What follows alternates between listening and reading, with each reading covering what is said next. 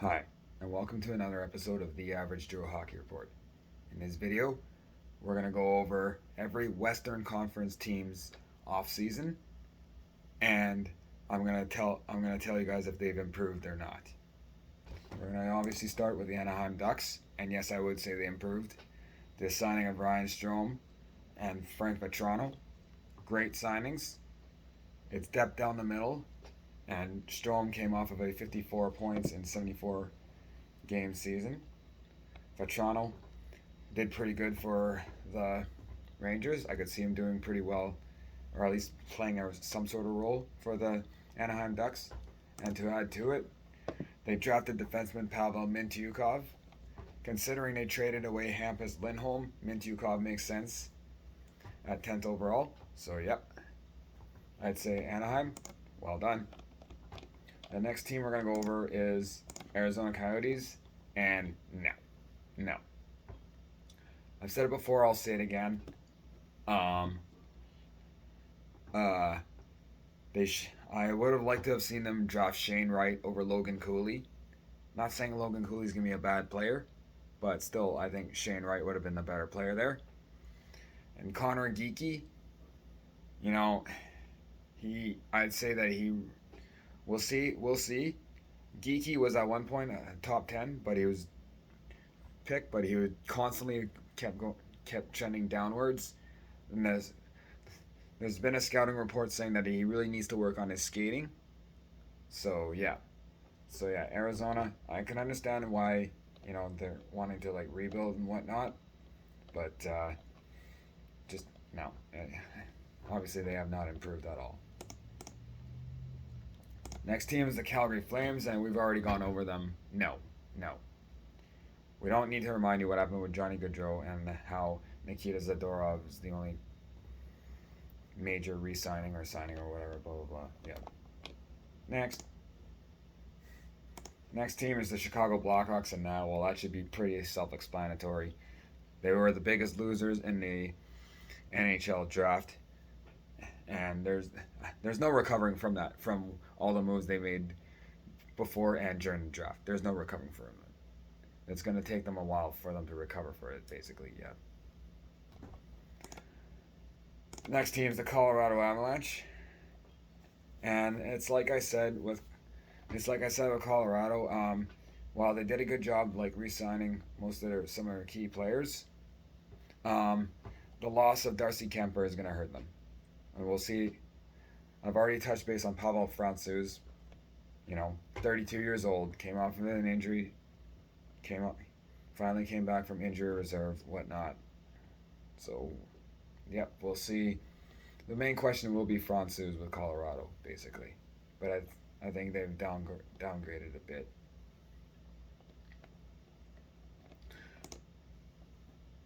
The next team is the Dallas Stars.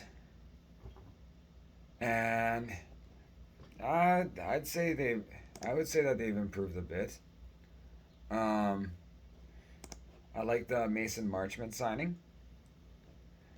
So that's good. He came off of a 47-point season in 54 games with Florida. I could see him repeating those numbers in Dallas. So yeah, they managed to re-sign Denis Gurianov. So yeah, I like where Dallas is heading. I think they've improved a bit. The next team is the Edmonton Oilers, and yeah, I don't know. I think I'll say they've improved a bit. Although, again, I'm not the biggest fan of. While I'm not the biggest fan of Jack Campbell, I think he actually is a better goalie than Mike Smith. And they let Mikko Koskinen walk, and so yeah, and then they managed to re-sign Brett Kulak and Vanderkam. I'm not the biggest fan of Brett Kulak, but he's at least a decent defenseman. Just as long as I just don't think he's a top 4 defenseman, but he's not bad. All right, the next team we're gonna go to is the Los Angeles Kings, and I'd say they more or less just stayed the same. They didn't really improve. They didn't really decline. They just more or less stayed the same, which is which is good for them. Uh, they managed to re-sign, Adrian Campe. Oh, actually, ooh, geez, TSN took a while for them to load. Actually, they will be better with the Kevin Fiala trade. I forgot about that. I don't know why TSN took them a while to, upload all their free agents, whatever. But yes, I do like the Kevin Fiala trade. They re-signed Adrian Kempe. You know, Phoenix Copley, interesting. They brought him in the system. I don't know if should probably look up Cap Friendly to see if Jonathan Quick's still under contract or whatnot. But Copley's an interesting addition to the goaltending depth. And yeah, I like what LA's doing. Next team's the Minnesota Wild, and yeah, the I think the biggest problem in Minnesota. I mean, I do like the Brock Faber acquisition that they made when trading Kevin Fiala, but one of the problems there is the whole Kirill Kaprizov situation where he was denied entry to the states twice, and then wanted by the Russian military and whatnot. So that's a pretty big loss for Minnesota. And then you don't know what you're gonna get out of Marc-Andre Fleury next season. You lose Cam Talbot. Although I will say this though, I do like the addition of Philip Gustafsson. That brings another possible attempt. Could be the backup to Marc-Andre Fleury. Is he their up and coming goalie? I'm gonna say no. I think Jesper Wallsted's that guy, but Philip Gustafsson, I actually don't mind that acquisition. So yeah, but overall I'd say Minnesota declined a bit, losing Fiala, Kaprizov in a bad situation. It just no. Next team we're going to look at is the Nashville Predators. And I'd say they didn't really improve or decline. They more or less stayed the same, which is good for them. They managed to re-sign Philip Forsberg, which is good. Kevin Lankinen is a bit of an interesting signing.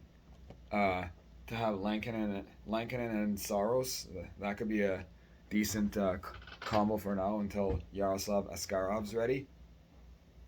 And yeah, so yeah, I don't really say that. I wouldn't really say that Nashville's improved, but I wouldn't say that they've declined either, which is good for them.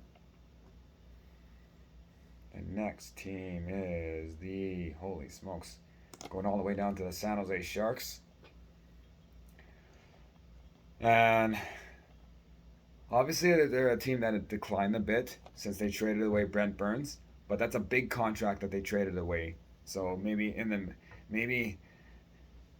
for them it's kind of a good thing. So, cause it's kind of like adding by subtracting, and San Jose, they're in a kind of a weird spot. So trading Brent Burns does make sense, and I liked how they re-signed Capo Kakkonen, and I'm a big fan of his. So yep. So yeah, bit of a decline, but it's probably for the better. Next team we're gonna talk about the Seattle Kraken, and yes, I like what they're doing. I like what they're doing.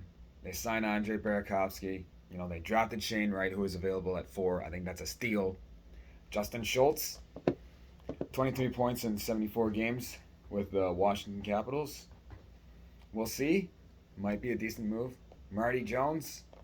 I know, Seattle goaltending was an area of struggle, so I don't know. Give it a shot, I guess, with Marty Jones. And yeah, so I think they've improved a bit, the Kraken. Yeah. Next team is the St. Louis Blues, and yeah, I think they've declined a bit since they lost David Perron and Ville Husso. I mean, that hurts. Looks like Thomas Greisch will be the backup to Jordan Binnington, which I don't see that going too well. And yeah, I just no. This is clearly a team that's gonna be on the decline. And the next team we're gonna look at is the Vancouver Canucks. And I'd say they're gonna improve a bit. They actually managed to sign Brock Besser. They signed in Ilya Mikheyev, and yeah, so I think Vancouver is gonna be better than they were last season, and yeah, I think they've definitely improved. Now we're gonna look at the Vegas Golden Knights, and I've already covered that. That I thought the Max Pacioretty trade was a weird move, considering he's only got 1 year left on his contract, and then it's like you've already saved some cap space in acquiring Shea Weber's contract and putting him in LTIR, trading away Yevgeny Dadonov. So yeah, I don't really understand the whole Max Pacioretty trade. They did re-sign Riley Smith, but again, I don't know. I don't know. That Pacioretty trade just it's a weird move, and it puts them on a decline a bit. They lose a bit of depth with that move. And last but not least, Winnipeg Jets definitely did not improve. Nope. I mean, they did address backup goaltending when they lost Eric Comrie with David Riddick, but yeah, it doesn't look like they're gonna lose Paul Stastny. Pierre-Luc Dubois, the situation's not looking good there. The whole rumors of Shifley Wheeler being a locker room problem. I don't know. That's not going away anytime soon. I don't know. That just doesn't look good for the Jets. It just doesn't. This video is mostly based on opinion and may have no implications on how these players and teams are going to do during the next season. So remember, if I'm wrong, don't belittle me, educate me, because this is the Average Joe Hockey Report. Hockey opinions through the perspective of an average Joe. Take care, everyone, and follow my Instagram account, The Average Joe Hockey Report, and my YouTube channel, Marty Tommy, in parentheses, Average Joe Hockey Report.